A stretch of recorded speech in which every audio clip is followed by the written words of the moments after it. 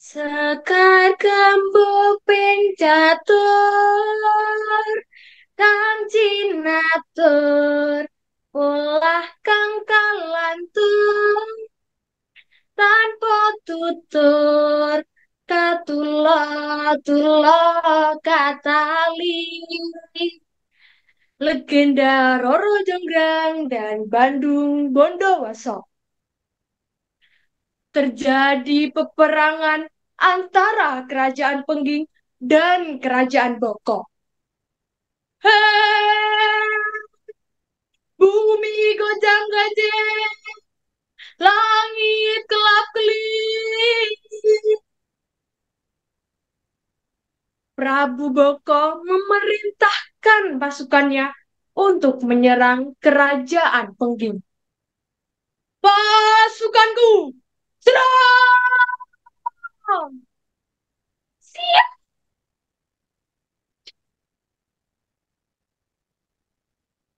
Rakyat Pengging tidak siap dengan pasukan Boko tersebut. Ada yang berlari, kabur, ada yang menangis, ada juga yang jantungnya berdetak dengan kencang. Duk, duk, duk, duk. Prabu Damarmoyo, raja dari kerajaan Pengging, juga tidak siap dengan serangan mendadak tersebut. Sehingga ia mengutus putranya yang sakti mandraguna bernama Bandung Bondowoso untuk menyerang Prabu Boko. Dengan kesaktian Bandung Bondowoso, dengan mudahnya ia mengalahkan Prabu Boko dan mati di tangannya. Sang patih dari kerajaan Boko pun berlari terbirit-birit untuk mengabarkan berita duka kepada sang putri. Sang patih itu bernama Patih Kupala. Sang putri, Prabu telah gugur dalam peperangan. Benar kabar tersebut? Benar, Tuan Putri. Saat ini, Bandung Bondowoso sedang menuju ke arah sini. Benar saja, Bandung Bondowoso sudah di area Candi Bokong dan bertemu oleh Roro Jonggrang. Hei, apakah engkau Roro Jonggrang? Wah, sungguh cantik jelita dirimu. Maukah kau menikah denganku?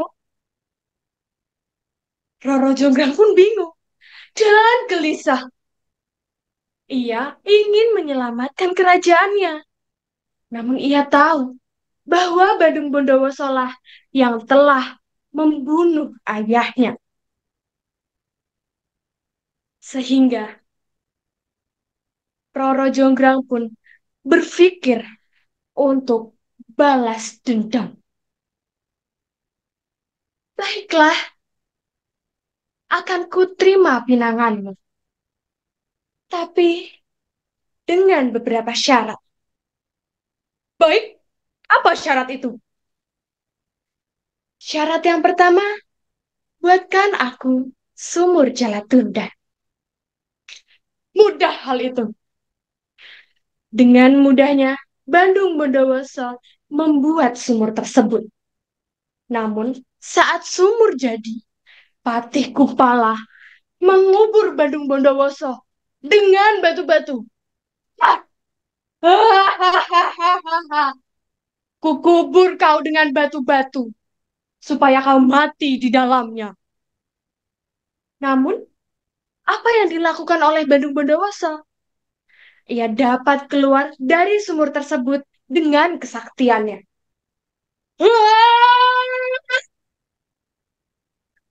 Roro Jonggrang, berani-beraninya kau mempermainkanku. Tidak, wahai Bandung Bondowoso. Aku hanya ingin melihat kesaktianmu. Jadi, apakah kau masih ingin melanjutkan syarat yang kedua? Apa syarat itu? Tapi jangan sampai kau mempermainkanku lagi. Tidak, hanya buatkan aku 1.000 candi dalam satu malam. Dengan kesaktian Bandung Bondowoso, akhirnya ratusan candi pun jadi. Malam masih panjang.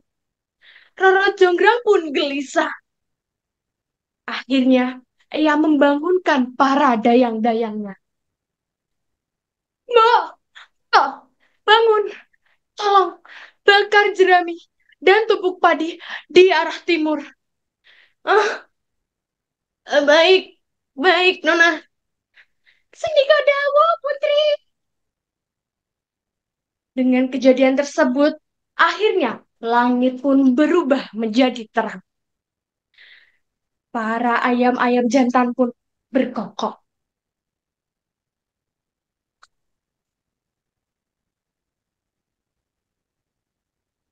Para jin-jin pun ketakutan. Ia pun akhirnya pada melarikan diri.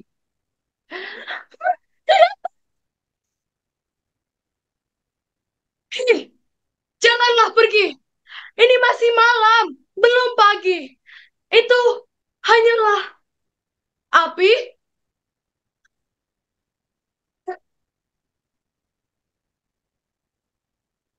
Jonggrang, berani-beraninya kau mempermainkanku lagi. Akan kukutuk kau menjadi arca untuk pelengkap candiku yang ke 1.000. Wah, jangan, jangan menutup. Kada luar tutor kapatopan jadi ayo. Demikianlah legenda Roro Jonggrang dan Bandung Bondowoso yang sekarang Candi Prambanan masih bisa kita nikmati sampai saat ini. Terima kasih. Wassalamualaikum warahmatullahi wabarakatuh.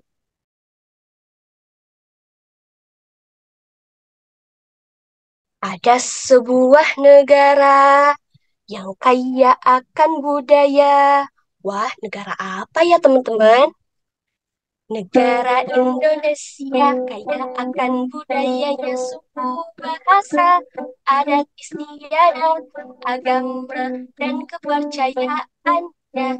Ayo, ayo, teman-teman semua, kita belajar budaya Indonesia melalui cerita rakyat Nusantara yang berjudul Roro Jengrang dari Yogyakarta. Alkisah, pada zaman dahulu kala ada sebuah kerajaan besar sekali bernama Prambanan. Rakyatnya hidup sejahtera, damai, dan tentram. Tetapi ketentraman di desa tersebut menjadi terusik tatkala mendapat serangan dari negeri Pengging. Para tentara tidak mampu menghadapi pasukan Pengging.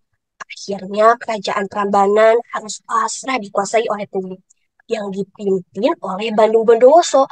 Ia adalah seorang pemimpin yang suka memerintah dengan kejam. Siapapun yang tidak menuruti perintahku akan dijatuhi hukuman besar. Begitulah kata Bandung Bondowoso kepada rakyatnya. Tidak beberapa lama berkuasa, Bandung Bondowoso jatuh cinta kepada Putra Jongrang. Ia adalah putri kesayangan dari Raja Prambanan. Paras wajahnya sangat rupawan. Cantik nian putri itu. Aku ingin dia menjadi permaisuriku. Pada keesokan harinya, Bandung Bondowoso mulai mendekati dan memikat Putra Jongrang. Wahai putri, kau sangat cantik sekali. Bersediakah kau menjadi permaisuriku?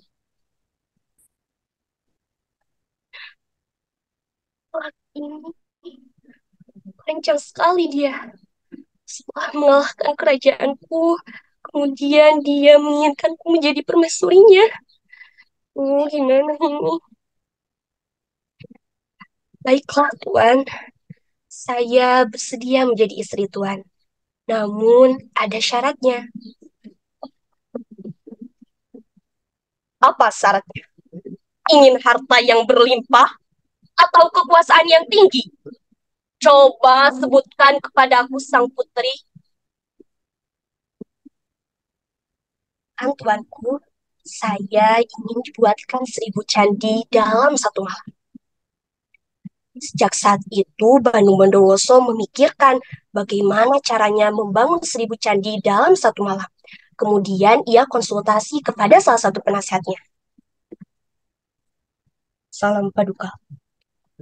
Saya yakin Paduka bisa membangun 1.000 candi dengan bantuan para pasukan jin.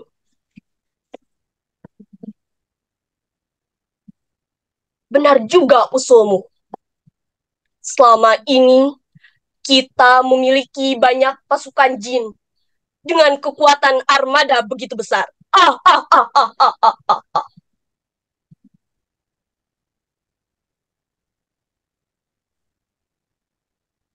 Wahai para pasukan jin, bantulah aku. Kemudian langit berubah menjadi gelap. Angin dari arah timur bergemuruh kencang. Kilat memecah langit dan petir menggelegar begitu dahsyat.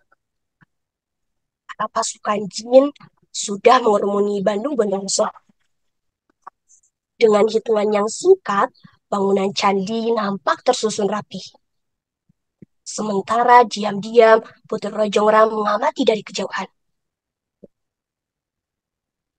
Aduh, gimana ini? Aku harus membuat rencana. Dayang, bangunkan semua teman-temanmu. Suruh mereka berkumpul di sini.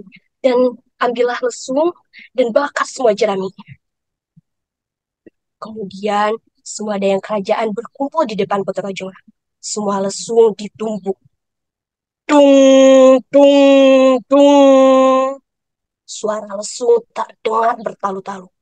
Langit menjadi merah, hasil dari pembakaran semua jerami. Para jin segera berhamburan pergi. Mereka mengira bahwa fajar telah menyingsing. Walaupun Bandung Bondowoso sempat heran melihat kepanikan para pasukan jin, tetapi ia belum menyadari rekayasa yang dibuat Putri Rojongran. Dengan bangga keesokan harinya Bandung Bondowoso berkata,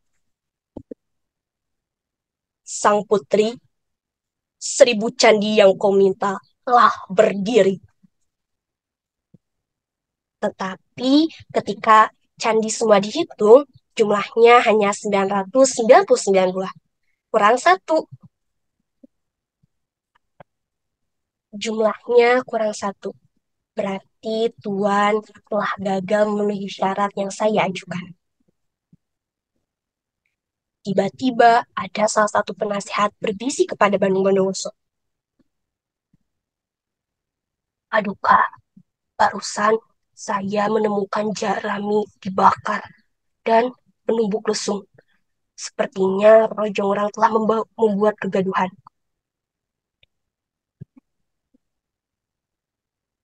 Ternyata kau Roro Jonggrang, yang telah mengagalkanku membangun 1.000 candi. Kalau begitu, aku mengutukmu dalam candi yang ke-1.000. Jadilah Putri Rojonggrang Arca Batu. Sampai saat ini, Arca Batu tersebut masih terletak di salah satu candi Prambanan. Ini dia bukti autentiknya. Teman-teman, Candi Prambanan termasuk salah satu situs warisan dunia UNESCO, sebuah program untuk mengkatalog, menamakan, dan melestarikan tempat-tempat yang dianggap sangat penting, sehingga Candi Prambanan bisa menjadi situs warisan dunia UNESCO. Ya, cerita dari saya. Wassalamualaikum warahmatullahi wabarakatuh.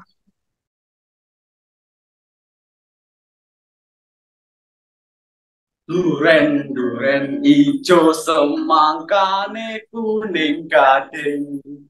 kan dilampeng dem salah nangko kalia semangerente. Assalamualaikum warahmatullahi wabarakatuh. Hello, the honorable judges and all of the viewers. In this very nice occasion, I would like to tell you a story by the title The Legend of Calon Arang. Please enjoy my story.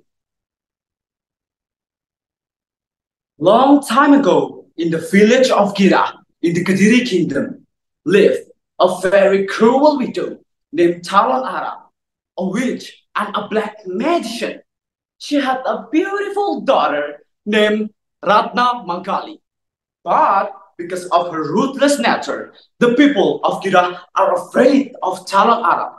So it was difficult for Ratna Mangkali to find a husband.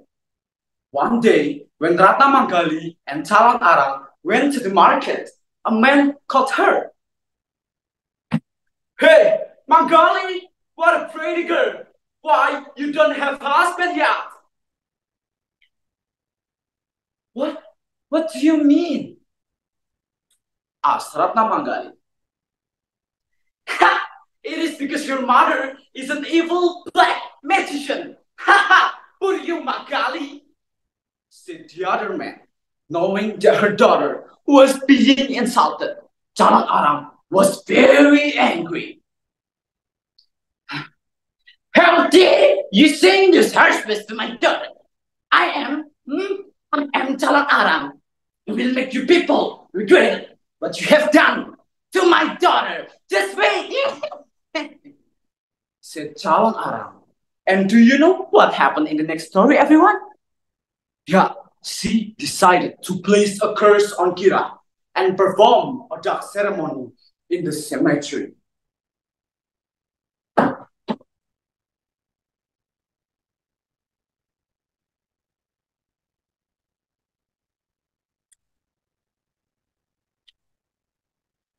Oh my goddess Durga, please come down and fulfill my vow, said Calon Arang.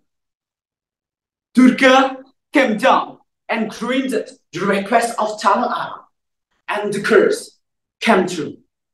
Not long after that, a flood engulfed the village and took many people's lives. Afterward, many of the survivors became very sick with an incurable plague and died. Word of this finally reached Erlangga, the king of Kediri Kingdom, at the royal palace. After pondering the situation, King Erlangga asked his advisor, Pubarada, for help. Pubarada, as you have heard recently, we have been in such difficult situation facing the powerful of Calon Arang. I have sent my best army to attack her, but they were all fired. Now I need your wise advice, Pubarada, said King Erlangga. Oh, Your Majesty, actually, Calon Arang is not a bad person. She becomes like this just because people mock at her daughter. So the only solution is we have to send a suitor for Ratna Mangkali, said Pubarada. Okay, I see them. But who is that guy that's strong and capable enough to be a suitor? I have the one, Your Majesty. He is Mpu Bahula, my best student. I believe that he is the best candidate for Ratna Mangkali. Well, if it is the solution, go to Gira village and propose Ratna Mangkali. Ask your command, Your Majesty. Pubarada ordered Bahula to go to Gira village and propose Ratna Mangkali. And finally, guys, the purpose was accepted. Bahula and Ratna Mangkali got married.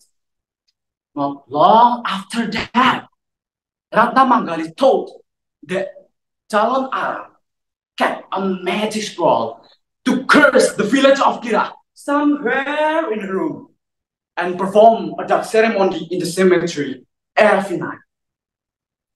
He decided to steal it and return it to Mpu Barada. Oh my lord, from Ratna Manggali, I got many information how to beat Calon Aram. And this is her weakness. Good job, you have done it well, said Mpu Barada. Mpu Bahula invited his master Mpu Barada to visit him in Gira. Mpu Barada and Mpu Bahula met Calon Aram in the village Gira cemetery. Seeing Mpu Barada, Calon Aram was very angry. Hey, you, Barada, coward, sinner, you are not so powerful enough that you trick to defeat me. And you, Bahula, my handsome son-in-law, such a disgrace. You fool, my daughter, bring back my magic troll. Yeah. Mpu Barada asked Calon Aram to stop practicing her evil power, but Calon Aram refused to listen to Mpu Barada. And eventually, Mpu Barada and Calon Aram had a great battle. Because Calon Aram didn't have the magic sword, she could not beat Mpu Barada. She lost the battle and died. Ratna Manggali wept when she found out that her mother had died because despite of Calon Aram's evil, she always been good to her daughter. However, Ratna Manggali realized that her mother death was for the best. Since then, the village of Gira has been happy, safe, and secure. So, everyone, what we can learn from this story? Yeah, of course, we cannot be easy to get angry because it will show negative attitude from ourselves. So, that's all my story. I hope you enjoy it. And the last I say, wassalamualaikum warahmatullahi wabarakatuh.